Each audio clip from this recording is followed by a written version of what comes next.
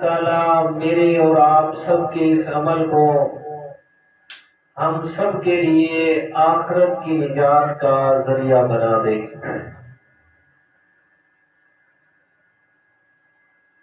حقیقت میں تو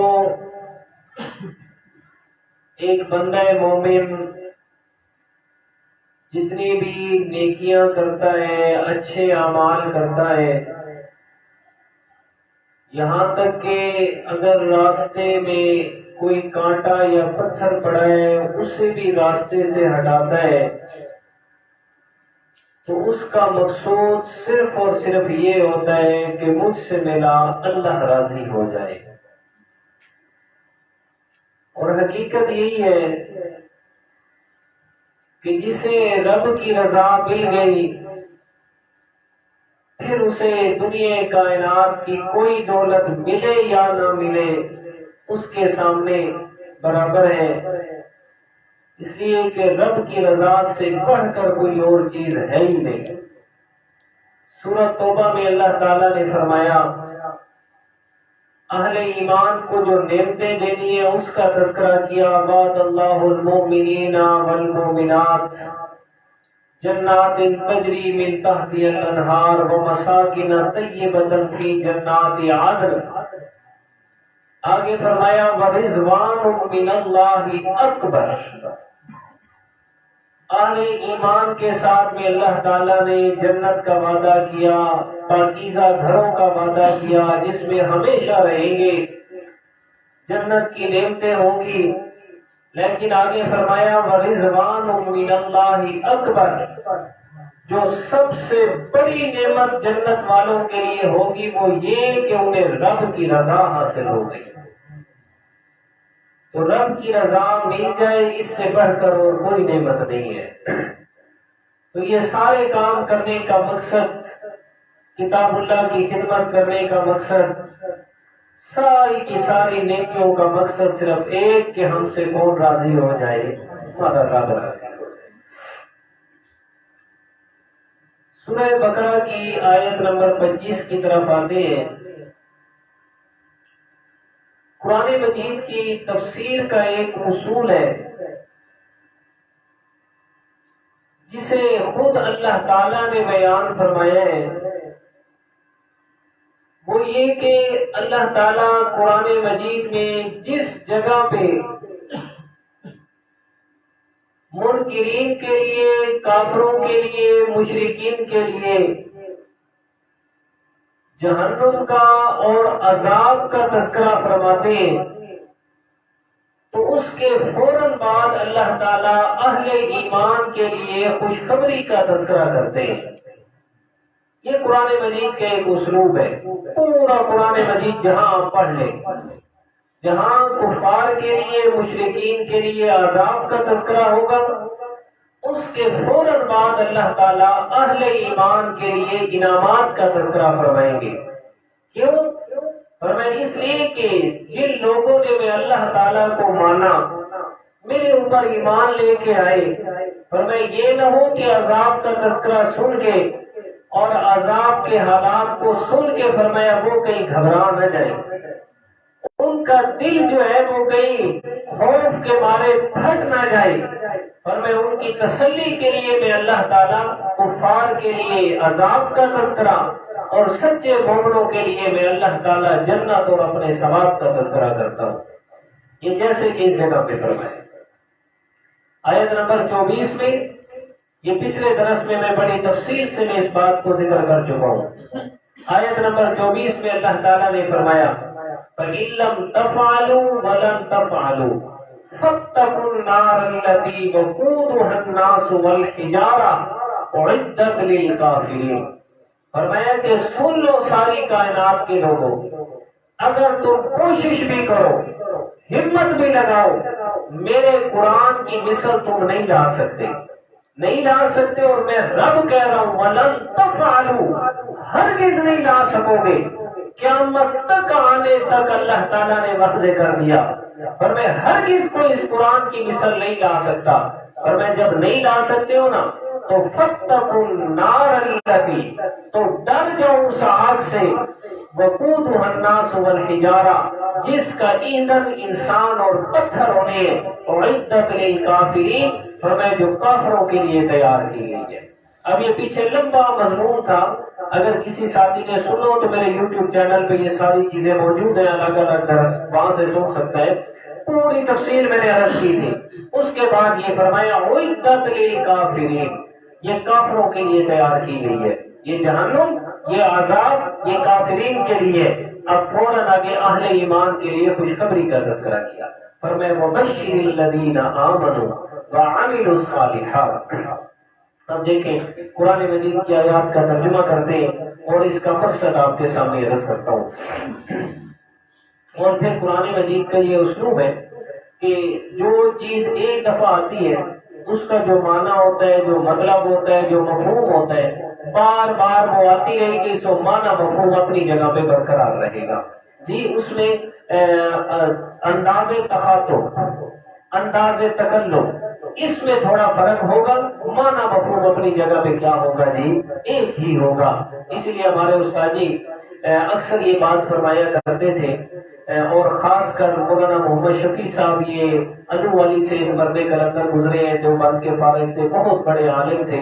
وہ اکثر جب قرآن مجید کا ترجمہ پڑھاتے نا تو وہ پڑھایا کرتے تھے سرائکی میں، بالکل ٹھوس سرائکی میں، اور ساتھ یہ کہتے تھے میرا بچہ ایک دفعہ جڑے لفظ دا ترجمہ یاد کرے سے نا، قرآن جیڑی جگہ تے آسی مانا ہک ہی ہو سی، ایک سپارے کا ترجمہ اچھے طریقے سے پڑھ لینا، صحیح سمجھ کے پورے قرآن مجید جہاں سے کھولیں گے آپ کو ایسا لگے گا یہ تو مجھے آتی ہے بات۔ یہ صرف قرآن مجید کا ہی کمال ہے اور کسی کتاب کا کمال نہیں ہے۔ اللہ اکبر۔ اب دیکھیں گے قرآن مجید کا ترجمہ۔ اعوذ باللہ من الشیطان الرجیم، بسم اللہ الرحمن الرحیم۔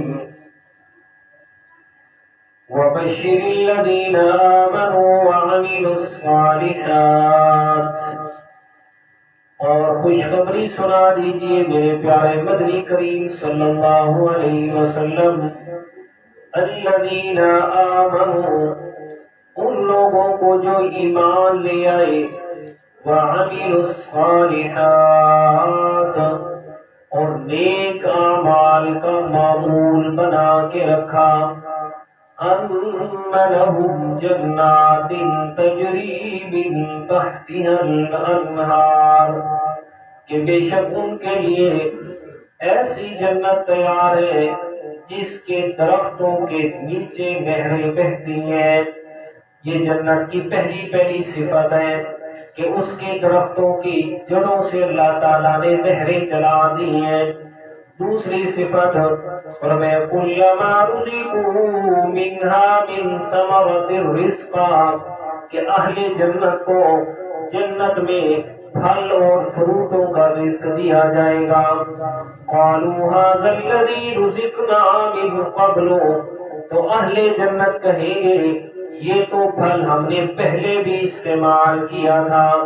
وَأُتُوا بِهِ مُتَشَابِهًا، اور تمام پھل آپس میں ملتے جلتے ہوں گے۔ دو صفتیں۔ تیسرے نمبر پہ فرمایا وَلَهُمْ فِيهَا أَزْوَاجٌ مُطَهَّرَةٌ، کہ اللہ تعالیٰ نے اہل جنت کے لیے پاکیزہ بیویاں بھی تیار کی ہوئی ہیں۔ اور چوتھی صفت وَهُمْ فِيهَا خَالِدُونَ، اہل جنت نے جنت میں ہمیشہ کے لیے رہنا ہے۔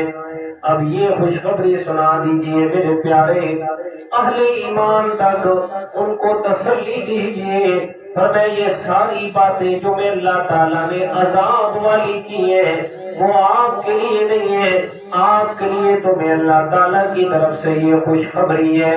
اب خوشخبری مل رہی ہے، لیکن کن لوگوں کو؟ ان کی اللہ تعالیٰ نے دو صفتیں بیان فرمائی۔ پہلی صفت فرمایا آمنو، دوسری صفت وعملوا الصالحات، فرمایا جو ایمان بھی لے آئے اور نیک اعمال کا معمول بنا کے رکھا۔ یہ معنی جو کراؤں نا کہ نیک اعمال کا معمول بنا کے رکھا، یہ معنی فرمایا کرتے تھے حضرت مولانا سید محمد حسین شاہ صاحب نیلوی رحمت اللہ تعالی علیہ وعملوا الصالحات کہ اللہ تعالیٰ نے یہ نہیں فرمایا کہ نیک کام کرتے ہیں، اس سے تو مراد یہ ہوگا کہ کبھی کر لیا اور کبھی چھوڑ دیا۔ فرمایا نانا وعملوا الصالحات جو نیک اعمال کا معمول بنا کے رکھتے ہیں۔ حدیث پاک اس کی تائید میں سنیے گا۔ میرے پیارے مدنی کریم امام الانبیاء سرور کائنات حبیب کبریاء جناب محمد رسول اللہ صلی اللہ علیہ وسلم نے فرمایا میری امت کے لوگوں کوئی بھی نیکی کرو چاہے کہ چھوٹی کیوں نہ ہو، تھوڑا سا نیک کام ہی کیوں نہ ہو، لیکن ہمیشہ کے لیے کرو۔ فرمایا اس تھوڑے سے کام میں آپ کی ہمیشگی ہونی چاہیے، یہ نہ ہو کہ کبھی جذبہ آئے تو 100 رکعت نفل پڑھ لے، اور جس وقت جذبہ نہ آئے تو پھر فرض نماز کوئی چھوڑ دے۔ فرمایا نانا نیکی چھوٹی ہو تھوڑی ہو لیکن اس میں تسلسل پایا جائے، اس لیے فرمایا وعملوا الصالحات، فرمایا ایمان بھی قبول کیا، ساتھ میں نیک اعمال کا معمول بنا کے رکھا۔ اللہ اکبر۔ ابھی ایمان کا تذکرہ نا بار بار آئے گا، میں ایک دفعہ اس کی تفصیل کرتا ہوں، پھر صرف جہاں بھی آئے گا تو اس کا اشارہ کروں گا۔ اب ایمان کسے کہا جاتا ہے؟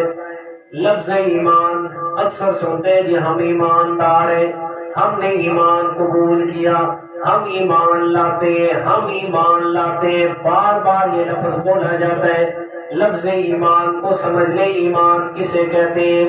محدثین کرام پہ اللہ تعالیٰ کی کروڑ رحمتیں ہو، اللہ تعالیٰ کی طرف سے ان کی قبروں پہ برکتیں نازل ہو، اللہ تعالیٰ ان کو اپنے جوار رحمت میں جگہ عطا فرمائے، جنہوں نے ہمارے لیے آسانیاں پیدا کی ہیں۔ اللہ اکبر۔ یقیناً ایک ایک چیز پڑھتے ہیں نا حیران ہوتے ہیں ان لوگوں کی زندگیوں پر کہ وہ 40 سال 50 سال 60 سال کی عمر میں ہمارے لیے جتنی کتابیں لکھ گئی، ہم اتنی عمر میں وہ کتابیں پڑھ نہیں سکتے کہ اللہ تعالیٰ نے ان کی زندگیوں میں اتنی برکتیں دی تھی۔ اللہ اکبر۔ محدثین کرام نے ایمان کا معنی کیا، فرمایا الایمان هو التصدیق بما جاء بالنبی صلی اللہ علیہ وسلم۔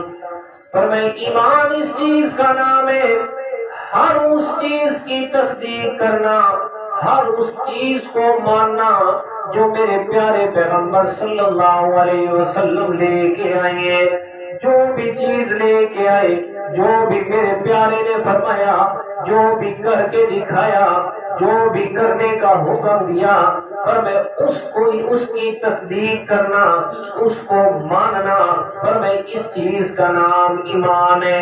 پھر اس کی اور تفصیل فرمائی، فرمایا ایمان 2 چیزوں کا نام ہے، فرمایا الایمان بین الخوف والرجاء، فرمایا ایمان نام ہے، فرمایا اللہ تعالیٰ کی ذات کے ساتھ امید لگانے کا اور اس کے ذات سے دل میں ڈر پیدا کرنے کا۔ فرمایا دل کے اندر ایک طرف اللہ کی رحمت سے امید ہو، دوسری طرف اس کی ذات کا ڈر بھی دل میں پایا جائے، فرمایا اس چیز کا نام ایمان ہے۔ فرمایا نیکیاں کرے گا، اس کی ذات پہ امید کے ساتھ ہو کہ وہ مالک اپنی رحمت سے میرے ٹوٹے پھوٹے اعمال کو قبول فرمائے گا، اور گناہ سے بچے گا تو اس کی ذات سے ڈر کے کہ اگر اس کے دیکھتے ہوئے میں گناہ کر جاؤں تو پھر میں کیسے اسے بچ پاؤں گا۔ فرمایا ایمان اس چیز کا نام ہے، فرمایا اللہ کی ذات سے امید بھی ہو، اس کی ذات کا دل میں ڈر بھی ہو، اور ہر اس بات کی تصدیق بھی کرے جو میرا پیارا پیغمبر لے کے آیا۔ اور میرے پیارے کیا لے کے آئے؟ فرمایا قرآن مجید آپ علیہ الصلوۃ والسلام لے کے آئے۔ اللہ تعالیٰ کی وحدانیت کا سبق میرے پیارے نے آ کے سکھایا، فرمایا آپ علیہ الصلوۃ والسلام ختم نبوت لے کے آئے، آپ اللہ تعالیٰ کے سارے پیغمبروں کی رسالت منوانے کے لیے تشریف لائے، سارے انبیاء کرام کی نبوت کی تصدیق کے لیے تشریف لائے، پر میں آپ سنت لے کے آئے، آپ اللہ کے احکامات لے کے آئے، پر میں ساری چیزوں کی تصدیق کرنا، پر میں کس کا نام ایمان ہوگا؟ تو یہ فرمایا آمنو، جو لوگ ایمان لے کے آئے مطلب ہر اس چیز کی تصدیق کرتے ہیں جو میرے پیارے پیغمبر کی زبان مقدس سے ہم تک پہنچ رہی ہے۔ دوسرے نمبر پہ وَعَمِلُوا الصَّالِحَاتِ، پر میں جو نیک اعمال کا معمول بنا کے رکھتے ہیں۔ اب یہ جو جتنی بھی نعمتوں کا تذکرہ کیا نا آگے، فرمایا یہ جنت ہے، جنت کے نیچے نہریں ہیں، ہر قسم کے پھل فروٹ ہیں، فرمایا پاکیزہ رہنے والی عورتیں ہیں اور ہمیشہ کی زندگی ہے۔ فرمایا یہ ایمان کے ساتھ اعمال کی شرط لگا کے یہ نعمتیں دیے جی، ایمان بھی ہو اور ساتھ میں عمل صالح بھی ہو، نیک اعمال بھی ہو۔ پورے قرآن مجید میں اللہ تعالیٰ نے اکیلے ایمان کا تذکرہ نہیں کیا جی، اکیلے ایمان کا تذکرہ نہیں کیا میرے دوست، ایمان کے ساتھ اللہ تعالیٰ نے اعمال صالحہ کا تذکرہ فرمایا۔ اس لیے تو فقہاء کرام کے اندر ایک بحث چلتی ہے کہ ایمان بڑھتا بھی ہے یا نہیں بڑھتا، یا ایمان کم ہوتا ہے۔ ایمان کے بڑھنے کم ہونے میں مختلف آرائیں، ایک چیز عرض کر کے بات کو ختم کرنے لگا ہوں۔ فرمایا ایمان اس چیز کا نام ہے کہ انسان دل میں تصدیق کرتا ہے۔ اس کی مثال میرے بھائی ایسے سمجھ لیں جیسے آپ اپنے گھر کے اندر ایک پودا لگاتے ہیں، درخت لگاتے ہیں، اگر اس کو پانی وقت پہ ملتا رہے، فرمایا وہ پودا وہ درخت سرسبز و شاداب رہتا ہے۔ اگر پانی ملنا چھوڑ دے، اگر پانی دینا چھوڑ دیا جائے تو نتیجہ وہ درخت خشک ہونا شروع ہو جاتا ہے۔ خشک ہوتے ہوتے ہوتے ایک وقت آتا ہے کہ بالکل ہی درخت ختم ہو گیا۔ فرمایا ایمان کا پودا ہم نے دل میں لگایا، اب اس ایمان کے پودے کو ہم نے سیراب کرنا ہے نیک اعمال کے ساتھ، اچھے اعمال کے ساتھ۔ فرمایا اگر اچھے اعمال ساتھ میں ملتے رہے سرسبز و شاداب رہے گا، اگر اعمال کرنا چھوڑ دیے تو پھر ایمان کا پودا خشک ہونا شروع ہو جائے گا، اور اگر مکمل طور پہ بدکاری کے اندر چلا گیا، مکمل طور پہ اعمال کرنا چھوڑ دیے، پھر ایسا وقت انسان پہ آ جاتا ہے جس کی وجہ سے فرمایا وہ گناہوں کی نحوست اتنی آ جاتی ہے کہ انسان ایمان سے بھی ہاتھ دھو بیٹھتا ہے۔ اس کی اسی بات کی تائید میں حدیث پاک سنانے لگا ہوں۔ پہلے قرآن مجید کی آیت سنیں، سورۃ مطففین ہے، آخری پارہ ہے۔ اللہ تعالیٰ فرماتے ہیں کلا بل ران علی قلوبہم ما کانوا یکسبون۔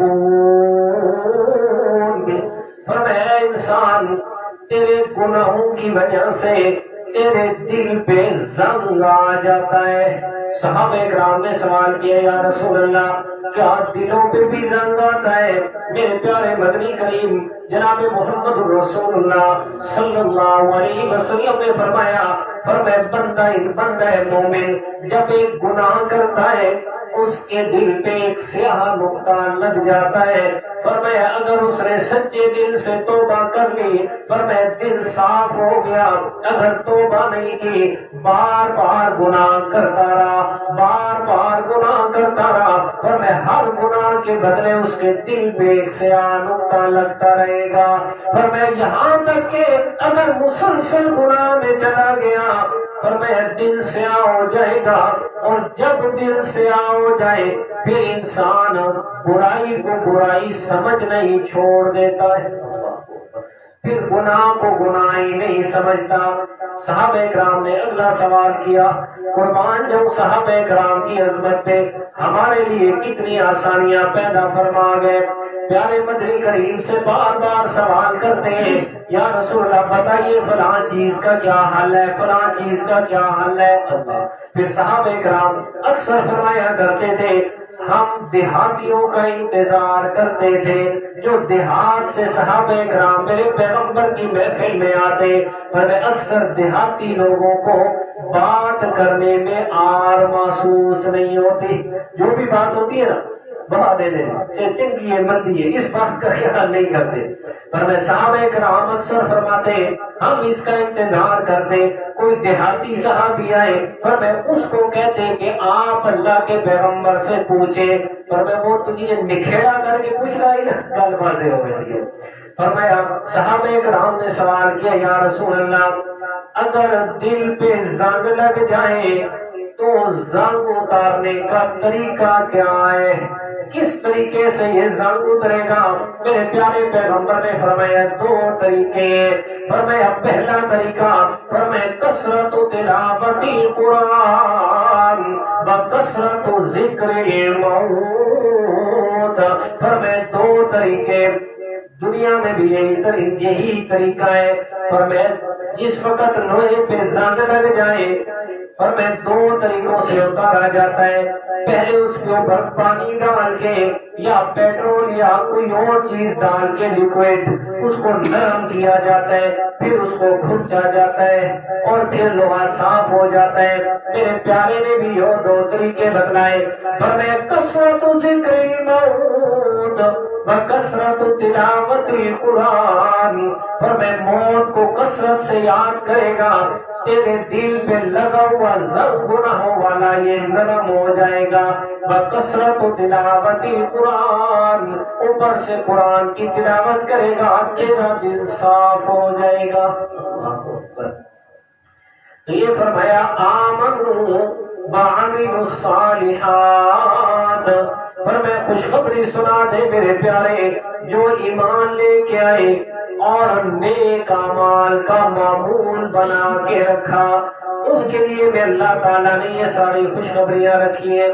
لیکن اتنی بات ضرور ہے کہ جس کا خاتمہ بھی ایمان ہو گیا چھوٹے بڑے گناہ اس کے ذمہ ہیں تو ایمان کی برکت سے وہ جہنم میں ہمیشہ نہیں رہے گا، ہمیشہ نہیں رہے گا، بلکہ اپنی سزا بھگتنے کے بعد وہ جنت میں واپس آ جائے گا۔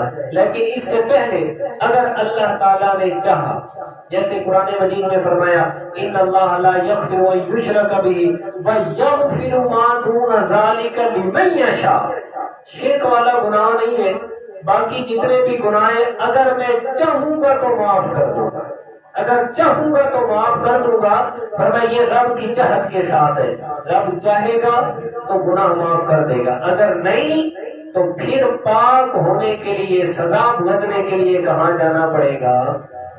اللہ تعالیٰ معاف فرمائے، اللہ تعالیٰ معاف فرمائے۔ بس اس غیر گزرے دور میں یہ دعا کیا کرے صبح شام اٹھتے بیٹھتے ہر وقت کہ مولا کائنات ہمارا خاتمہ بھی ایمان فرما دے، ہمارا خاتمہ بھی ایمان فرما، اس لیے کہ یہ جو دور چل رہا ہے نا حدیث پاک ہے میرے پیارے پیغمبر نے فرمایا تھا، فرمایا قیامت کے قریب ایک ایسا وقت آئے گا کہ ایمان کو بچانا ایسے مشکل ہوگا جیسے اپنی ہتھیلی پہ انگارہ اٹھانا، جیسے ہتھیلی پہ انگارہ اٹھانا مشکل، فرمایا ایسے ہی ایمان کو بچانا مشکل ہوگا۔ کچھ ہمارے دور کے حالات بھی ایسے چل رہے ہیں، چاہتے ہوئے بھی انسان نہیں بچ سکتا، ایسے حالات میں ہم گھر چکے ہیں۔ بس اللہ تعالیٰ خاتمہ بھی ایمان فرما دے، خاتمہ بھی ایمان ہو جائے پھر اللہ تعالیٰ آسانیاں فرما دے گا، اگر خاتمہ بھی ایمان نہ ہوا تو پھر بہت بھیانک انجام ہے، بہت خطرناک بات ہے میرا بھائی۔ اچھا جی، فرمایا آمنوا وعملوا الصالحات، ایمان لائے اعمال صالح کا معمول بنا کے رکھا، ان کے لیے پہلا انعام فرمایا ان لہم جنات، میں اللہ تعالیٰ نے ان کے لیے جنت تیار فرمائی ہے، باغات ہوں گے، جنت ہوگی، اس جنت کی پہلی صفت یہ ہے تجری من تحتها الانہار، اس جنت میں اس کے درختوں کی جڑوں کے نیچے سے نہریں جاری ہوں گی۔ اللہ اکبر، یہ ایسی چیز ہے جو ہماری سوچ سے ماورا ہے۔ دنیا میں کیا ہوتا ہے، جس درخت کی جڑوں میں سے پانی پھر جائے ایک دفعہ، وہ درخت اپنی جان بچا نہیں سکتا، گر جاتا ہے۔ لیکن فرمایا تجری من تحتها الانہار، نہریں بھی بہ رہی ہیں، درختوں کی جڑوں کے نیچے سے نہریں بہ رہی ہیں۔ اور نہریں بھی کتنی قسم کی، سبحان اللہ، نہریں بھی کتنی قسم کی، صرف پانی کی نہر نہیں بلکہ میں اللہ تعالیٰ نے 4 قسم کی نہریں بہا دی جنت میں۔ یہ سورۃ محمد کے ایک منظر دیکھے نا صلی اللہ علیہ وسلم۔ یہ سورہ محمد حافظ صاحب کس جگہ پہ ہے جی؟ 26ویں پارے میں جی، ہاں جی یہ کھل گیا جی، سورہ محمد اور آیت نمبر 15، صفحہ نمبر بتا دیں جی، سورہ محمد آیت نمبر 15۔ حافظ صاحب کیا کہتے ہیں اسے، جی جی ہاں جی 458، صفحہ نمبر 458 کے آخر پہ یہ آیت لکھی ہوگی، صفحہ نمبر 458 کے آخر پہ۔ فرمایا مثل الجنت التي وعد المتقون، مثال اس جنت کی جو اللہ تعالیٰ نے وعدہ کیا ہے متقین کے ساتھ، جو میں اللہ تعالیٰ نے متقین کو جنت دینی ہے، اس کی مثال یہ ہے، فرمایا فیہا انہار من ماء غیر آسن وَأَنْهَارٌ مِّن لَّبَنٍ لَّمْ يَتَغَيَّرْ طَعْمُهُ وَأَنْهَارٌ مِّنْ خَمْرٍ لَّذَّةٍ لِّلشَّارِبِينَ وَأَنْهَارٌ مِّنْ عَسَلٍ مُّصَفًّى۔ فرمایا 4 قسم کی نہریں میں اللہ تعالیٰ نے چلا دی۔ پہلی نہر فرمایا انہار من ماء، پانی کی نہر چل رہی ہے، غیر آسن، جس پانی میں کبھی بھی بدبو پیدا نہیں ہوگی۔ فرمایا جتنا زیادہ پانی ہوگا خوشبودار ہوگا، اس پانی کے کھڑے ہونے کی وجہ سے کبھی بھی بدبو نہیں آئے گی۔ وَأَنْهَارٌ مِّن لَّبَنٍ لَّمْ يَتَغَيَّرْ طَعْمُهُ، اور فرمایا دودھ کی نہر ہوگی جس کا ذائقہ کبھی تبدیل نہیں ہوگا، جس کا ذائقہ کبھی تبدیل نہیں ہوگا۔ ہمارے دور میں تو دودھ ہے ہی نہیں، وہ دودھ ہے ہی نہیں، اس لیے کہ پہلے دور میں کیا تھا، دودھ میں پانی ملاتے تھے، چلو پانی فائدہ مند چیز تو ہے نا، اور ابھی تو وہ پاؤڈر ملاتے ہیں، وہ کیمیکل ملاتے ہیں، اور میں خود اس کیمیکل کی وجہ سے عرصہ دراز تک ایک بیماری میں مبتلا رہا۔ وہ تو بعد میں جا کے پتا چلا کہ یہ اس کی وجہ سے، جیسے وہ دودھ چھوڑا 15 دن بعد ٹھیک ہو گیا، خدا کا خوف نہیں آتا۔ فرمایا وَأَنْهَارٌ مِّن لَّبَنٍ لَّمْ يَتَغَيَّرْ طَعْمُهُ، ایسی دودھ کی نہر ہوگی جس کا کبھی بھی ذائقہ تبدیل نہیں ہوگا۔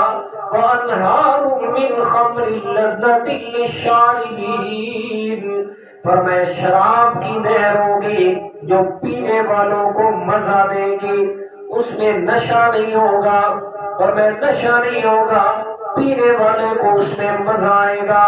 وَأَنْهَارٌ مِّنْ عَسَلٍ مُّصَفًّى، شہد کی نہر ہوگی لیکن شہد بھی صاف کیا ہوا ہوگا، فرمایا یہ صاف کیا ہوا شہد ہے، اس کی نہر بہ رہی ہے۔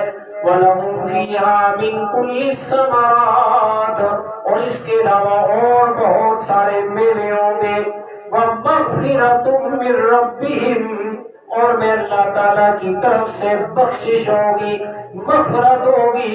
میں اللہ تعالیٰ اعلان فرماؤں گا اہل جنت یہ ساری چیزیں بھی تمہارے لیے، اور سب سے بڑی بات ہے کہ میں اللہ تعالیٰ نے آپ کو ہمیشہ کے لیے معاف فرما دیا۔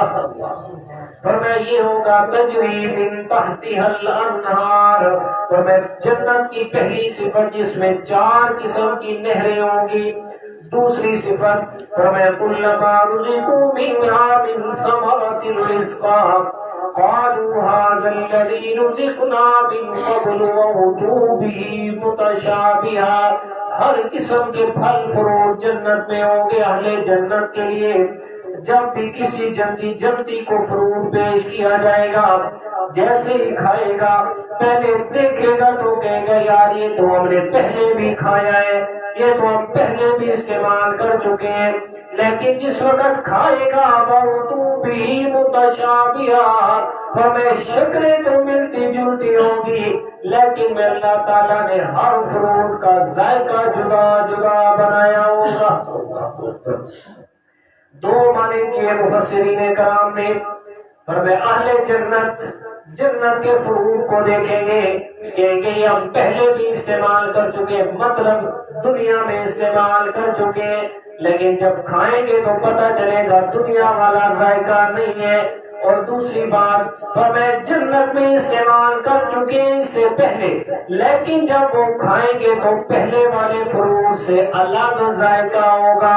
فرمایا یہ دوسری بڑی صفت ہے جنت کی. اور تیسری صفت فرمایا وَلَهُمْ فِيهَا أَزْوَاجٌ مُطَهَّرَةٌ میں اللہ تعالیٰ نے اہل جنت کے لیے پاکیزہ بیویاں بھی تیار کی ہیں. اللہ اکبر. دیکھیں جی رہنے کے لیے اعلیٰ مکان ہو, محل تیار کیا ہوا ہو, اس میں ہر قسم کی کھانے پینے کی چیزیں موجود ہوں, اور اگر بیگم صاحبہ نہ ہو جی ایسے نہیں ہے. یہ تو زندگی کا مزہ, یہ اللہ تعالیٰ نے ساتھ میں چیز جو ایسی ملا دی ہے جی. اب کچھ لوگ جو ہے وہ غصہ ہو رہے ہیں کہ استاد جی بیگم صاحب کی کیوں تعریف کر رہا ہے. بھائی کیا کروں, اللہ نے کی ہے, میں کیا کروں جی. قرآن مجید میں اللہ تعالیٰ نے کی ہے جناب. ہاں حضرت آدم علیہ السلام پیدا ہوئے نا, آدم علیہ السلام, تو ان کی پیدائش کے بعد ان کی والدہ کو پیدا کیا گیا, ان کے والد کو جی, یا ان کے بہن بھائیوں کو نہیں, کس کو پیدا کیا گیا؟ تو دوسرے نمبر پر جو اللہ تعالیٰ بیوی کو پیدا کر رہے ہیں تو مطلب ہے بات تو کوئی خاص ہے نا خان بابا. فرمایا وَلَهُمْ فِيهَا أَزْوَاجٌ مُطَهَّرَةٌ فرمایا ان کے لیے پاکیزہ بیویاں ہوں گی. پاکیزہ سے مراد فرمایا ظاہری طور پہ بھی پاکیزگی ہوگی, باطنی طور پہ بھی پاکیزگی ہوگی. ظاہری طور پہ پاکیزگی, انہیں زکام کبھی نہیں لگے گا, پیشاب کی حاجت نہیں ہوگی, حیض و نفاس سے پاک ہوں گی, کوئی گندگی ان کے جسم کے قریب نہیں آئے گی, اور باطنی طور پہ فرمایا اعلیٰ درجے کی پاک ہوں گی. اور سورۃ الرحمن میں فرمایا اللہ تعالیٰ نے کس طرح کی بیویاں تمہارے لیے تیار کی ہیں. فرمایا لم یطمثہن انس قبلہم ولا جان فَبِأَيِّ آلَاءِ رَبِّكُمَا تُكَذِّبَانِ فرمایا ایسی بیویاں فرمایا کہ ان کو اس جنتی سے پہلے نہ کسی انسان نے دیکھا ہے نہ کسی جن نے دیکھا ہے. مس کرنا تو دور کی بات ہے, کسی کے اپنے فہم میں بھی کبھی ان کا حسن نہیں پھٹکا. فرمایا انسان اور جن بتاؤ میں رب کی کون کون سی نعمتوں کو جھٹلاؤ گے, کس کس نعمت کا انکار کرو گے. میں اللہ تعالیٰ نے تمہارے لیے ازواج مطہرہ فرمایا کتنی پاکیزہ چیزیں تیار کی ہیں. وَهُمْ فِيهَا خَالِدُونَ ایک دو دن کے لیے نہیں, ایک دو سال کے لیے نہیں, 5-10 سال کے لیے نہیں. فرمایا اہل جنت نے جنت میں رہنا بھی ہمیشہ ہے, اس وقت میں بھی ختم نہیں ہونا, اور اس وقت میں ملنے والی نعمتوں نے بھی ختم نہیں ہونا. امام غزالی رحمۃ اللہ تعالی علیہ نے آخرت کی زندگی کی مثال لکھی ہے احیاء العلوم کتاب کے اندر. وہ فرماتے ہیں بڑی پیاری بات لکھی. فرمایا کہ زمین و آسمان کا درمیان یہ سارے کا سارا خلا فرمایا دانوں سے بھر جائے. فرمایا ایک پرندہ آئے اس میں سے ایک دانہ اٹھائے اور اڑ جائے، 1000 سال کے بعد پھر وہ پرندہ ایک دانہ اٹھائے اور اڑ جائے۔ فرمایا کہ یہ دانے تو ختم ہو سکتے ہیں لیکن آخرت میں ملنے والی زندگی اور نعمتیں کبھی ختم نہیں ہوں گی۔ یہ تو اہل جنت، اہل ایمان کو بشارت دی ہے۔ صرف کس وجہ سے یہ درمیان میں ذکر کی کہ اس سے پہلے کافرین کے لیے عذاب کا تذکرہ کیا، مومنوں کو تسلی دینے کے لیے فرمایا پریشان نہ ہو، یہ کافروں کے لیے، آپ کے لیے تو میں نے نعمتوں کا تذکرہ کیا ہے۔ اب اصل بات پہ پھر لوٹ آئے، فرمایا دوسرا شبہ ان کا، پہلا شبہ قرآن کے بارے میں، ہم کیوں نہیں مانتے اس قرآن کو؟ اس لیے کہ یہ پیغمبر پہ نازل ہوا اور پیغمبر بھی وہ جو ہمارے جیسا ہے، جیسے ہم انسان ہیں وہ بھی انسان ہے، اس لیے ہم ماننے کے لیے تیار نہیں ہیں۔ یہ قرآن بھی کلام اللہ نہیں ہے۔ اللہ تعالیٰ نے اس کا جواب دیا، اگر قرآن کلام اللہ نہیں ہے تو میرا پیغمبر بھی عربی ہے، وہ بھی قرآن پڑھ رہا ہے، فرمایا فَأْتُوا بِسُورَةٍ مِّن مِّثْلِهِ، فرمایا میرے پیغمبر جیسا تم بھی قرآن پڑھ لو، ایک سورت بنا کے لے آؤ، ایک جملہ بنا کے لے آؤ، اس جیسا قرآن لے کے آؤ۔ اب ان کا دوسرا شبہ کہ ہم قرآن کو کیوں نہیں مانتے؟ اللہ شبہ کیا تھا؟ سوال انہوں نے یہ کیا، انہوں نے کہا اگر یہ قرآن اللہ کا کلام ہوتا تو اس قرآن کے اندر یہ چھوٹی چھوٹی مخلوق جو حقیر قسم کی مخلوق ہے، مکھی، مچھر اور مکڑی، اگر یہ اللہ کا قرآن ہوتا، اللہ کا کلام ہوتا تو اس کلام اللہ کے اندر مچھر اور مکھیوں کی مثالیں، یہ جو ہے نا مچھر اور مکھیاں، یہ حقیر قسم کی مخلوق ہے، اور جو اعلیٰ عزت دار لوگ ہوتے ہیں نا، معزز لوگ ہوتے ہیں، وہ اپنی باتوں میں حقیر مخلوق کا نام نہیں لیتے۔ اس سے ہمیں سمجھ آئی یہ بات کہ جی اگر یہ کلام اللہ ہوتا تو قرآن مجید کے اندر مچھر اور مکڑی کی مثالوں کو اللہ بیان نہ کرتا۔ جب یہ بیان ہے تو سمجھے کہ نعوذ باللہ یہ قرآن اللہ کا کلام نہیں ہے۔ اس کا جواب ایک دیا عقلی اور دوسرا دیا دلیل سے۔ عقلی مثال کیسے جواب دیا؟ فرمایا کہ جو مثال دی جاتی ہے نا وہ کسی چیز کی وضاحت کے لیے دی جاتی ہے، ایک ہوتے مثال، دوسرے ہوتے ممثل لہو، جس کے لیے مثال دی جا رہی ہے۔ فرمایا کہ مثال اور ممثل ان دونوں کا آپس میں ایک جیسا ہونا، یعنی جو تشبیہ دی جا رہی ہے اس تشبیہ میں ایک جیسا ہونا لازم ہے، اور جو آدمی یا جو بھی ذات بیان کر رہی ہوتی ہے نا تو مثال اس کی طرف نہیں جاتی، جس کے لیے مثال بیان ہو رہی ہوتی ہے اس کی طرف مثال جاتی ہے۔ فرمایا اگر اللہ نے بیان کیا ہے تو جس چیز کی مثال بیان کی ہے نا مکڑی اور مچھر سے، فرمایا وہ تھے اسی لائق کہ ان کی مثال ان چیزوں سے دی جائے، ان مکڑی اور مچھر سے اللہ نے اپنی ذات مراد نہیں دی، اس لیے اس کا جواب دیا۔ فرمایا ان اللہ لا یستحی ان یضرب مثلا ما بعوضۃ فما فوقها، فرمایا اللہ تعالیٰ کبھی بھی نہیں شرماتا یہ کہ بیان کرے مثال مچھر کی یا اس سے بھی کم تر مخلوق کی۔ کیوں؟ اس لیے کہ اس مثال کے بیان کرنے میں دو باتیں واضح ہوتی ہیں۔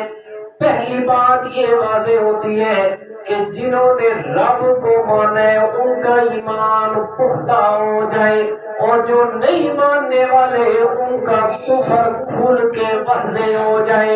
اسے فرمایا فَأَمَّا الَّذِينَ آمَنُوا فَيَعْلَمُونَ أَنَّهُ الْحَقُّ مِنْ رَبِّهِمْ وَأَمَّا الَّذِينَ كَفَرُوا فَيَقُولُونَ مَاذَا أَرَادَ اللَّهُ بِهَذَا مَثَلًا يُضِلُّ بِهِ كَثِيرًا وَيَهْدِي بِهِ كَثِيرًا وَمَا يُضِلُّ بِهِ إِلَّا الْفَاسِقِينَ۔ پر میں میری مثالیں بیان کرنے کے دو مقصد ہیں، ادھر سے ایمان والوں کا ایمان مضبوط ہو جائے، جو نہیں ماننے والے ان کا کفر کھول کے واضح ہو جائے۔ اللہ اکبر۔ اب مثال کیا تھی جس پر انہوں نے اعتراض کیا، وہ مثال بھی میں آپ کو دکھاتا ہوں۔ یہ 17ویں پارے کا آخر کھولے گا، 17واں پارہ اور بالکل آخر سورہ حج اور آیت کا نمبر غالباً 73 ہے۔ فرمایا یا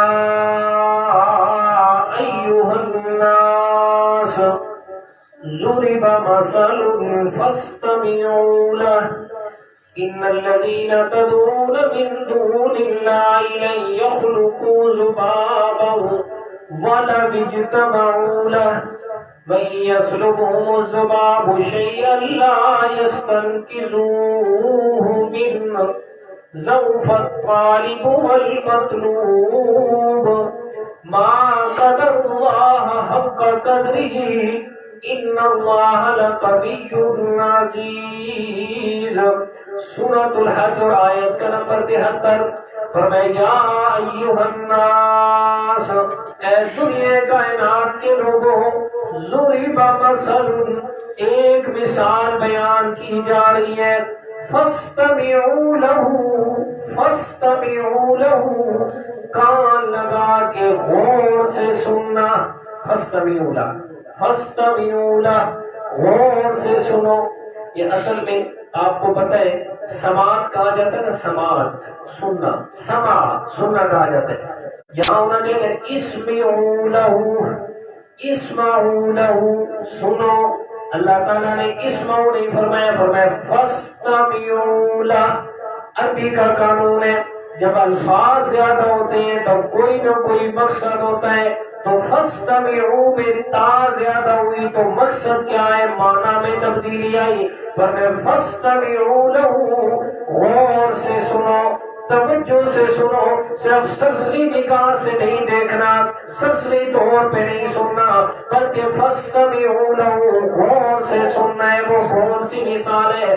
فرمایا ان الذین تدعون من دون اللہ، بے شک جو لوگ پکارتے ہیں، دعائیں کرتے ہیں اللہ تعالیٰ کے علاوہ سے، لن یخلقوا ذبابا، انہوں نے ایک مکھی کو بھی پیدا نہیں کیا، وَلَوْ اجْتَمَعُوا لَهُ، اگرچہ وہ سارے جمع ہی کیوں نہ ہو جائیں۔ فرمایا دنیا کائنات والے، میں اللہ تعالیٰ کی اس مثال کو توجہ سے سنو، میں اللہ تعالیٰ بیان کر رہا ہوں، مجھے چھوڑ کے جن جن کی تم عبادت کر رہے ہو، تدعون من دون اللہ، مجھے چھوڑ کے جن کو مشکلات میں تم پکار رہے ہو، جن سے مشکلات میں مدد کے لیے دعائیں کر رہے ہو، میں اللہ تعالیٰ کہتا ہوں لن یخلقوا ذبابا، انہوں نے ایک مکھی بھی دنیا میں پیدا نہیں کی ہے۔ مکھی کا تذکرہ کیوں کیا؟ مفسرین کرام نے یہ بات لکھی ہے، فرمایا مکھی ایک ایسی اللہ کی مخلوق ہے جس کی تخلیق مکمل نہیں ہے۔ کیا ہے جی؟ جس کی تخلیق مکمل نہیں ہے۔ سارے جانور، سارے پرندے، سارے جاندار جتنے بھی پیدا کیے، ان کی آنکھوں پہ یہ پردہ بنایا، یہ جو پردہ ہے نا، یہ پردہ بنایا جسے ہم پپلی کہتے ہیں، لیکن مکھی کی آنکھ پہ پردہ نہیں بنایا۔ فرمایا اس نامکمل مخلوق کا تذکرہ کیا، فرمایا لن یخلقوا ذبابا، انہوں نے ایک نامکمل مخلوق بھی پیدا نہیں کی ہے۔ ہو سکتا ہے دل میں خیال آ سکتا تھا کسی کے، یار ایک پیدا نہیں کر سکتا، دو شاید بنا لے، تین مل کے بنا لے۔ اللہ تعالیٰ فرماتا ہے وَلَوْ اجْتَمَعُوا لَهُ، ایک دو کی بات نہیں ہے، میں اللہ کو چھوڑ کے جس جس کی عبادت کی جا رہی ہے وہ سارے بھی جمع ہو جائے تو ایک مکھی بھی پیدا نہیں کر سکتے۔ پر میں مکھی پیدا کرنا تو دور کی بات ہے، وَإِن يَسْلُبْهُمُ الذُّبَابُ شَيْئًا، اور اگر وہ مکھی ان کے کھانے سے کچھ لے کے اڑ پڑے، اللہ نے مثال بھی کھانے کے لیے، اس واسطے کہ اللہ جو پتہ ہے گولیاں ڈھیڑ دا مرنا بڑا ہونا ہے، ٹھیک ہے، کھاون پیون دینا دے بڑے چکر ہونے، اس واسطے انہی کی بات کروں تاکہ انہیں سمجھ آ جائے۔ فرمایا دسترخوان آگے لگا ہوا ہے، طرح طرح کے کھانے مولانا صاحب کے آگے پڑے ہوئے ہیں۔ فرمایا ایک مکھی اللہ کی مخلوق آ گئی، اس نے آ کے کھانے میں سے کچھ اٹھا لیا، اور مکھی کے منہ میں کتنا آئے گا؟ 2 کلو آ ویسے جی، ایک ذرہ آئے گا، اور ذرہ بھی وہ آئے گا جس کا وزن بھی نہیں ہو سکتا۔ فرمایا وَإِن يَسْلُبْهُمُ الذُّبَابُ شَيْئًا، فرمایا ایک ذرہ اٹھا کے مکھی اڑ پڑی، لا يَسْتَنْقِذُوهُ مِنْهُ، میں اللہ تعالیٰ کہہ رہا ہوں یہ پیچھے سارے کے سارے مل کے زور لگا لے، وہ مکھی سے اپنا ایک کھانے کا ذرہ بھی واپس نہیں لے سکتے۔ فرمایا سوچو میرا پیارا، سوچو میرے پیارے دوست، جو بھی ہے چاہے کوئی بڑے کوئی چھوٹے، جو اللہ کے علاوہ جس کی عبادت کی جا رہی ہے، جس سے اللہ تعالیٰ کو چھوڑ کے مشکلات میں مدد مانگی جا رہی ہے، فرمایا تدعون من دون اللہ، من دون اللہ، فرمایا اللہ کو چھوڑ کے، فرمایا چاہے کسی پیر کی عبادت ہو رہی ہے، چاہے کسی کی عبادت، چاہے پیغمبر کی عبادت کیوں نہیں، فرمایا جس کی بھی عبادت ہو رہی ہے، فرمایا یسلبہم الذباب شیئا، فرمایا اسی کے کھانے سے ایک مکھی تھوڑا سا ذرہ اٹھا کے اڑ پڑے۔ اللہ تعالیٰ کہتے ہیں میرا پیغمبر لا یستنقذو، فرمایا میرا پیغمبر بھی مکھی سے وہ ذرہ واپس۔ یہاں نا اکثر لوگ، ایک دو دفعہ ایک ساتھی نے مجھے یہاں بھی کہا ہے استاد جی یہ بھٹا والی آیتیں ہیں تو ساری نبیاں تے فٹ کریں گے۔ میں نے کہا میرے بھائی چلے تیری بات مان لی، میں پیغمبر کی حدیث پڑھنے لگا ہوں اور پھر تو بتانا وہ کیا ہے۔ حدیث پاک سنیے گا، آپ صلی اللہ علیہ وسلم زندگی کا آخر ہے، زندگی کا آخر میرے پیارے پیغمبر کی زبان مقدس کے الفاظ سنیے گا۔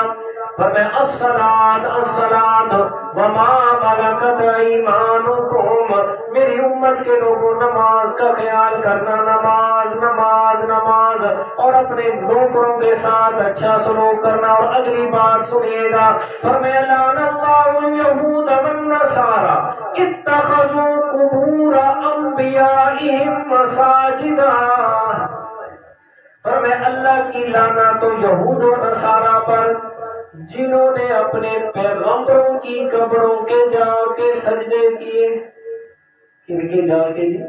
پیغمبروں کی قبروں کے۔ اب پیغمبر بولتے ہیں، اب پیغمبر بولتے ہیں۔ اور ابو داؤد شریف کی حدیث سنیے گا، میرے پیارے پیغمبر نے فرمایا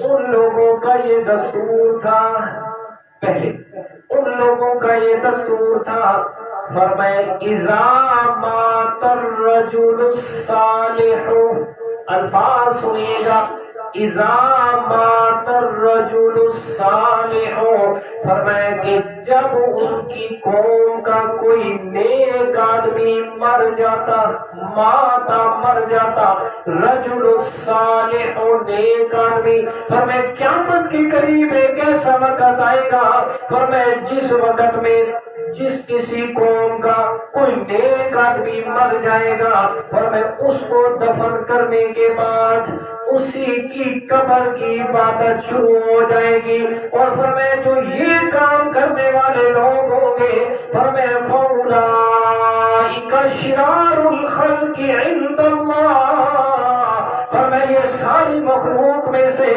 سب سے زیادہ شرارتی لوگ ہوں گے۔ جی اب جی اذا مات الرجل الصالح، یہ بہت ہے، نیک آدمی مر گیا، میرے پیغمبر فرما رہے جی لعن اللہ الیہود والنصارى اتخذوا قبور انبیائہم مساجدا، تو مطلب پہلے انبیاء کرام ان کی عبادت لوگ کرتے تھے، کیا وہ بت تھے؟ بھائی یہ الگ بات ہے، وہ بتوں کی عبادت کرتے تھے۔ میں ایک جمعہ اس پہ پڑھا چکا ہوں، پچھلے سال والے پر میں نے پڑھایا تھا کہ دنیا میں کوئی ایسا مشرک نہیں آیا جس نے پتھر کی عبادت کی ہو، دنیا میں کوئی بھی ایسا مشرک نہیں آیا۔ جس نے پتھر کو سجدہ کیا ہو. جی بلکہ کیا ہوتا ہے، مشرکین مکہ کا جو بڑا خدا تھا نا، ہبل جو تھا، جو ان کا بڑا خدا تھا، وہ ہبل کون تھا؟ وہ حضرت آدم علیہ السلام کے بیٹے حضرت حابیل تھے. حضرت حابیل سے ہبل بنایا انہوں نے. اور کیا حضرت حابیل کے نام کو انہوں نے وہ بت بنایا، اور ان کا یہ عقیدہ تھا کہ حضرت حابیل کی روح اس کے ساتھ ان کا تعلق بن گئے، ہم عبادت اس بت کی نہیں، ہم عبادت حضرت حابیل کی کر رہے ہیں. جی کوئی بھی مشرک اس کا یہ عقیدہ ہے. کون قبر کو سجدہ کرتا ہے؟ کون کرتا ہے کسی پتھر کو سجدہ؟ اللہ اکبر. آ جائے گی باتیں کرنی ہو جاتی ہیں، کیا کروں، کرنا تو ضرور ہوتی ہے. یعقوب صاحب جی فرمایا تدعون من دون اللہ، اللہ کو چھوڑ کے جس کی بھی عبادت کی گئی، جس کو بھی مشکل میں پکارا گیا، فرمایا اللہ تعالیٰ کہتے میں کہہ رہا ہوں نہیں یخلقوا ذبابا، ایک مکھی بھی پیدا نہیں کر سکتے. پیدا کرنا تو دور کی بات ہے، فرمایا ان سے مکھی کھانا چھین کے اڑ پڑے. لا یستنقذوا منہ، وہ اپنا کھانا بھی واپس نہیں لے سکتے. اور سوچو میرے دوست، میرے پیارے، سوچو انسان، اللہ نے تجھے بڑی کر دی ہے جو ایک مکھی سے ذرہ واپس نہیں کر سکتے. تجھے بیٹا کیسے دے سکتے؟ جی تجھے بیٹا کیسے مل سکتا ہے وہاں سے؟ تمہیں بیماریوں سے شفا کیسے مل سکتی ہے؟ تمہارے مقدموں میں وہاں سے کہاں رہائی ملے گی؟ او میرا دوست، اللہ تعالیٰ نے آگے بات ہی ختم کر دی. فَمَزَوْفَ الطَّالِبُ وَالْمَطْلُوبُ، مانگنے والا بھی جس سے مانگا جا رہا ہے دونوں کمزور ہیں. جی دفن ہوا ہے وہ بھی کمزور. حضرت نیلوی شاہ صاحب نے ایک کتاب لکھی ندائے حق، بڑی پیاری کتاب ہے. اس میں انہوں نے مردوں اور زندہ کا فرق لکھا ہے. تقریباً کوئی 53 کے 56 فرق لکھے ہیں انہوں نے کہا جی مردہ زندہ بات کر سکتا ہے، مردہ بات نہیں کر سکتا. زندہ خود غسل کر لیتا ہے، مردہ غسل. جی ذرا اگر کوئی بڑا آدمی فوت ہو جائے اور آپ اس کے کان میں جا کے کہیں جی حضرت صاحب ہم نے پانی گرم کر دیے، ذرا جا کے غسل کر لیں. جی یہاں دنیا میں کسی زندہ آدمی کو کہہ کے دیکھیں، کسی زندہ کو کہہ کے دیکھیں آؤ جی ملک صاحب اصل دونوں غسل کرو، میں دیکھوں گا پھر کیا ہوتا ہے. اگر کسی کو کہے جی آؤ جی ہم آپ کو کپڑے پہنا دیتے ہیں جی جیسے ہم مردے کو کفن پہناتے ہیں، ذرا کہیں پتہ چلے گا. اور مردہ جو ہے اور کیا مطلب نہلانے والا اس کی الٹی سیدھی جگہوں پہ ہاتھ مارتا رہتا ہے، لیکن مردے کو پتا نہیں. لوگ عجیب بنی ہوئی ہے، کہتے ہیں جی مردے کو جب نہلا کے رکھتے ہیں رکھنے کے بعد کہتے ہیں جی اس کو سخت ہاتھ نہ لگاؤ، مردے کو تکلیف ہوتی ہے. مردے کو کیا عجیب حیران ہوتا ہوں. اور بھائی اس کو سخت ہاتھ نہ لگانا اس تکلیف کی وجہ سے نہیں ہے، عزت اور شرافت کی وجہ سے، کہ اللہ تعالیٰ نے انسان کی عزت اور شرافت اتنی بنائی ہے، پر اس لیے اس کو سخت ہاتھ نہ لگائے. یہ نہیں کہ اس کو تکلیف ہو رہی ہے. یہ نہیں کہتے جی ہمارے ہردوئی شہر میں رشتے دار ہے، وہ نیا مکان بنا رہے تھے، کوٹھی بنا رہے تھے، اور ابھی کوٹھی مکمل نہیں ہوئی. ان کی والدہ فوت ہو گئی. والدہ فوت ہوئی تو جب انہوں نے اس کو کیا کہتے ہیں نہلا دہلا کے کفن دے دیا نا، تو کفن دینے کے بعد اس کی میت کو نئے کمروں میں چکر لگایا. بالکل ایک ہی بھائی اس نے کہا جینے جی نہیں دیکھ سکی، چلو وہ رٹھی بنے. میری والدہ وہاں بیٹھی دوسرے کہتے اس آگے جو بات لکھا نہیں ہے دیکھا ہی نہ کھوچا دفنے دیکھی وہ آگے سے پھر وہی جواب تو کچھ بنے تھے جو نہیں. آخر میں وہی جواب تو وہابی ہو تو کچھ نہ بنے تھے. اللہ کیا عجیب اعتقاد ہے یار. بھائی جب انسان فوت ہو گیا مرنے کے بعد، اب کیا اگلی آیات میں آ بھی رہی ہے یہ بات، جب انسان فوت ہو گیا مرنے کے بعد اب اس کا اگلا حساب شروع ہو گیا. کالج میں مجھے ایک بچے نے سوال کیا، اس نے کہا کہ ہم نے سنا ہے کہ مرنے کے بعد انسان واپس آ جاتے ہیں. میں نے کہا میرا بیٹا دو باتیں، مرنے کے بعد یا انسان کو جنت ملے گی یا جہنم ملے گی. میں کہیں جو گیا نا جنت میں، جو گیا جنت میں. اور بھائی مجھے یہ بتائیں جو پاکستان کے حالات جنت جو پاکستان ہے بنسی جی آپ بتائیں جنت میں جو گیا وہ واپس نہیں آئے گا، اور اللہ معاف کرے جو جہنم میں گیا اسے کوئی آنے نہیں دے گا. جی کہ وہاں جو حضرت علامہ صاحب رحمۃ اللہ فرمایا کرتے تھے، اللہ ان کو اعلیٰ مقام دے، وہ فرمایا کرتے تھے اتنے جڑے کٹن والے فرشتے ہونے نہ اندھے تھے دوڑے نہ انہیں کچھ نظر آئے اور نہ انہیں کچھ سنائی دے. حقیقت میں ایسا ہی ہے. انہوں نے ایک چوٹ لگانی ہے نا، انسان نے چیخنا ہے، انہیں کچھ سنائی تو دینا نہیں ہے، نہ انہیں کچھ دکھائی دے رہا ہے. انہیں کا مطلب ہے پہلی چوٹ کم لگی ہے، ہمیں تو کچھ سنائی نہیں دیا، دوسری پہلے سے زیادہ کر کے لگائیں گے. اللہ تعالیٰ معاف فرمائے، اللہ تعالیٰ اپنی رحمت سے ہمیں محفوظ فرمائے. تو فرمایا میں یسلبہم الذباب شیئا لا یستنقذوہ منہ ضعف الطالب والمطلوب. فرمایا مانگنے والا بھی جس سے مانگا جا رہے دونوں کمزور ہیں. جو خود کمزور ہو وہ کسی کو کیا دے سکتا ہے. آگے اللہ تعالیٰ نے تھوڑا سا شکوہ بھی فرما دیا. فرمایا ما قدر اللہ حق قدری. انسان بڑا افسوس ہے جیسے اللہ کا قدر کرنا تھا تو نے قدر نہیں کیا. حق کا قدری اللہ کی قدر کرنے کا حق ادا نہیں کیا. ان اللہ لقوی عزیز. پیچھے فرمایا ضعف الطالب والمطلوب، مانگنے والا بھی جس سے مانگا جا رہا ہے دونوں کمزور ہیں. اور اپنے بارے میں کیا فرمائے ان اللہ لقوی. اے میرے پیارے بندے میں اللہ سے بڑھ کے کوئی طاقت والا نہیں ہے. عزیز مجھ سے بڑھ کے کوئی زبردست نہیں ہے. جب میں اتنی بڑی طاقت والی ذات ہوں تو طاقت والے کو چھوڑ کے کمزور سے کیوں مانگ رہا ہے. یہ سمجھایا مسئلہ. مشرکین مکہ نے جب یہ سنی نا مثال، کہتے ہیں واہ جی واہ کیسا قرآن ہے جس میں مچھروں کی مثالیں، اور 20ویں پارے میں اللہ تعالیٰ نے بکری کی مثال دی ہے. وہ بھی دیکھتے پھر بات ختم کرتے ہیں. 20ویں پارے کا بالکل آخری رکوع ہے. اللہ اکبر اللہ اکبر. یہ آیت نمبر 41 سورۃ عنکبوت اور 20ویں پارے کا آخری رکوع، بالکل آخری صفحہ اور 2 آیات پہلے ختم ہونے سے. فرمایا مثل الذین اتخذوا من دون اللہ اولیاء کمثل العنکبوت اتخذت بیتا وَإِنَّ أَوْهَنَ الْبُيُوتِ لَبَيْتُ الْعَنكَبُوتِ لَوْ كَانُوا يَعْلَمُونَ. اور میں مثال ان لوگوں کی اتخذوا من دون اللہ اولیاء جنہوں نے بھی اللہ تعالیٰ کو چھوڑ کے اپنے اور کار ساز بنا لیے، اپنے کام بنانے والے اوروں کو مان لیا. ان کی مثال کا مثل العنکبوت، فرمایا مکڑی کی مثال ہے. کس کی مثال ہے؟ مکڑی کی مثال ہے. اتخذت بیتا جس نے اپنا گھر بنایا. مکڑی کا گھر وہ جالا جو وہ کونوں میں بناتی ہے. فرمایا ان اوہن البیوت لبیت العنکبوت.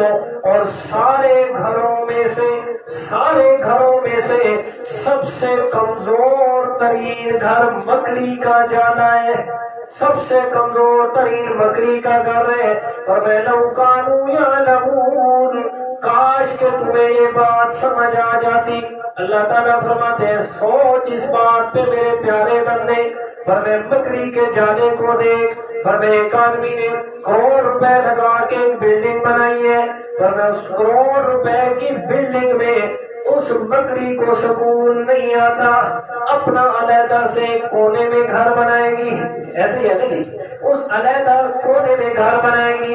اللہ تعالیٰ فرماتے ہیں یہی تو مثال ہے مشرکین کی، ہمیں اتنی بڑی کائنات میں اللہ تعالیٰ کی اس ساری کائنات کا میں اکیلا رب، اس میں اکیلے پہ ایمان نہیں رکا، اس مکڑی کی طرح اس نے علیحدہ اپنے خدا بنانا شروع کر دیے۔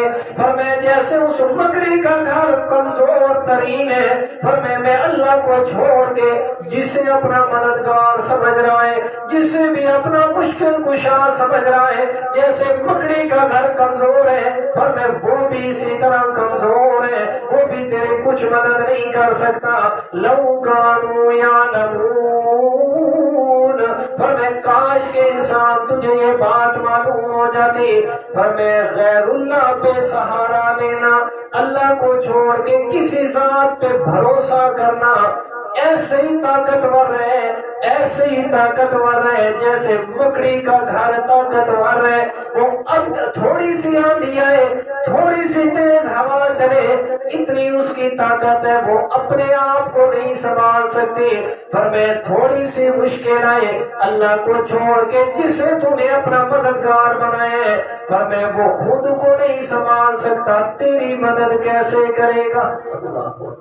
یہ مثالیں سنی نا تو مشرکین مکہ نے بکواس کیا، کہتے ہیں جناب یہ کیسا قرآن ہے جس میں اللہ تعالیٰ نے مکھی اور مچھر کی مثالیں بیان کی ہیں۔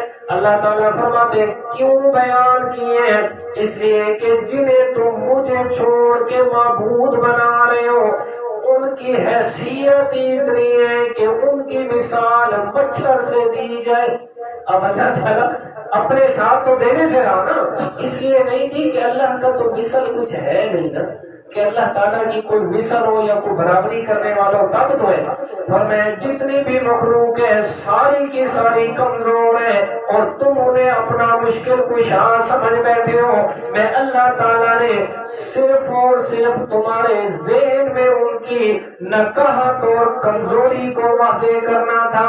جیسے ابراہیم علیہ السلام جب ساری قوم میلے پہ چلی گئی، ابراہیم علیہ السلام نے سارے بت خانے کے جتنے بھی خدا تھے سب کو کاٹ ڈالا، لیکن بڑے کو نہیں کاٹا، بڑے کو چھوڑ دیا۔ کیوں؟ فرجعوا الی انفسہم، آئے اور آ کر جس وقت میں جو بات سمجھاؤں وہ بات انہیں سمجھ آ جائے۔ ابراہیم علیہ السلام نے یہی فرمایا، فرمایا اس لیے میں نے سب کو کاٹا ہے تمہیں پتہ چل جائے جو اپنی جان کی حفاظت نہیں کر سکتے وہ سارے جہان کی حفاظت کیسے کر سکتے ہیں۔ آپ جاؤ نا بڑے بڑے درباروں میں، بڑے بڑے گھڑے پڑے ہوئے، ان کو 10 تالے لگے ہوئے ہیں۔ کیوں تالا لگے جی؟ پوچھو، کہہ دیجیے کچھ چور چوری نہ کر لے۔ حضرت صاحب کس واسطے؟ وہ کس لیے؟ جو اپنے گلے کی حفاظت نہ کر سکا وہ تجھے کیا دے گا، وہ تجھے کیا دے گا میرا بھائی؟ تو فرمایا اللہ تعالیٰ ان کی مثالیں اس لیے بیان کرتا ہے تاکہ تمہارے ذہن میں ان کی کمزوری بیٹھ جائے کہ یہ کچھ بھی کرنے والے نہیں ہیں، اور میں اللہ تعالیٰ کی شاہزوری تمہارے ذہن اور دل دماغ میں بیٹھ جائے کہ کائنات میں سب کچھ کرنے والی ذات ہے تو کس کی؟ اللہ کی۔ فرمایا فَأَمَّا الَّذِينَ آمَنُوا فَيَعْلَمُونَ أَنَّهُ الْحَقُّ مِنْ رَبِّهِمْ، فرمایا جو لوگ ایمان لے آئے بس وہ یہ جانتے ہیں کہ بے شک ان کے رب کی طرف سے یہ حق بیان ہوا ہے۔ وَأَمَّا الَّذِينَ كَفَرُوا، جو لوگ کافر ہوئے، فَيَقُولُونَ مَاذَا أَرَادَ اللَّهُ بِهَذَا مَثَلًا، وہ کہتے ہیں کہ اللہ تعالیٰ نے ان مثالوں سے کیا ارادہ فرمایا؟ فرمایا يُضِلُّ بِهِ كَثِيرًا، جو لوگ ضد بیڑے ہوئے، یُضِلُّ بِهِ كَثِيرًا، ضدی کو اللہ تعالیٰ گمراہ کرتا ہے ان مثالوں کی وجہ سے۔ کس وجہ سے؟ یُضِلُّ بِهِ كَثِيرًا۔ یاد رکھو گمراہی کا جو پہلا سبب ہے نا قرآن مجید میں جو بیان ہوا ہے، انشاءاللہ اس کی ایک الگ سے ہم یا جمعے پہ میں بیان کروں گا یا درس میں ترتیب بنائیں گے کہ جو گمراہی کے اسباب قرآن میں بیان ہوئے نا وہ 4 بیان ہوئے، ان میں سے پہلا سبب ہے ضد۔ کہ جس وقت قرآن حدیث کے کسی مسئلے کے مقابلے میں ضد آ گئی نا، بس پھر گمراہی شروع ہو گئی۔ اس لیے فرمایا یضل بھی کثیرا، اللہ تعالیٰ بہتوں کو گمراہ کرتا ہے اس وجہ سے کہ انہوں نے ضد کی ہے، وَيَهْدِي بِهِ كَثِيرًا، اور بہتوں کو اللہ تعالیٰ ہدایت دیتا ہے۔ اور ہدایت کا پہلا سبب ہے انابت، کہ دل میں انابت، توجہ، رجوع، طلب پیدا ہو جائے، مولا مجھے سیدھا راہ چاہیے، فرمائے انابت آئی، اللہ ہدایت کے فیصلے کر دیتے ہیں۔ فرمائے وَيَهْدِي بِهِ كَثِيرًا، اور اللہ تعالیٰ بہتوں کو ہدایت دیتا ہے انابت کی وجہ سے۔ وَمَا يُضِلُّ بِهِ إِلَّا الْفَاسِقِينَ، اور اللہ تعالیٰ گمراہ کرتا ہے نافرمانوں کو۔ ان کو جی نافرمان لوگوں کو اللہ ہدایت نہیں دیتا۔ اب نافرمان لوگ کون سے؟ اگلی آیت میں ان کی صفات کا تذکرہ ہے کہ یہ صفتیں جن میں پائی جائیں، فرمایا وہ نافرمان ہیں اور پھر وہ ہدایت کے قابل نہیں رہتے۔ آج صرف 2 آیات ہی ہو سکی، آیت نمبر 25 اور آیت نمبر 26۔ بہرحال کوشش یہ کرتا ہوں کہ اپنی طرف سے کوئی کسر نہ رہے، باقی جتنا اللہ تعالیٰ نے موقع دیا ہے، زندگی جتنی میری ہے، حالات و واقعات تو زندگی میں چلتے رہتے ہیں، کبھی مشکل، کبھی آسانی، کبھی کیا، لیکن یہ جو پیچھے ہمارا ڈیلے بھی ہوا تو کچھ یہ حالات کی وجہ سے ہوا، کچھ میرے اپنے حالات سازگار نہیں تھے اس وجہ سے۔ تو بہرحال آئندہ انشاءاللہ اس سے آگے آیت نمبر ہم 27 سے شروع کریں گے۔ آج تک یہاں تک ہی ہم مطلب کہ ختم کرتے ہیں اور دعا کرتے ہیں اللہ تعالیٰ سے جو کچھ کہا سنا اللہ تعالیٰ اپنی بارگاہ کے اندر قبول و منظور فرمائے، اور اس میں ہونے والی اگر کوئی کمی کوتاہی ہے اللہ تعالیٰ اپنی رحمت سے معاف فرمائے۔ الحمدللہ رب العالمین، والعاقبۃ للمتقین۔